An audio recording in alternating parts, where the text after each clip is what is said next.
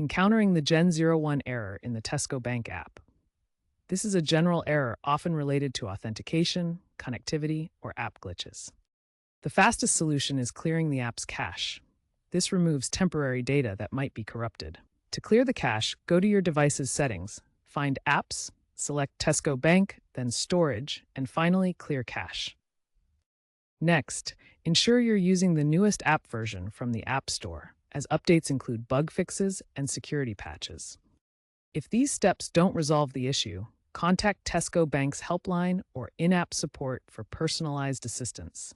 They may need to verify your account or address specific server-side issues. Remember to avoid using third-party VPNs, as they can sometimes trigger the Gen 01 error. If the Gen 01 error persists after basic troubleshooting, consider these advanced steps. Check your internet connection stability, as network issues can cause authentication failures. Ensure the app has all necessary permissions enabled in your device settings. As mobile banking evolves, look for AI-driven solutions that predict and auto-resolve errors like Gen 01 by automatically clearing caches. Tesco Bank is actively working on these improvements, but expect further advancements.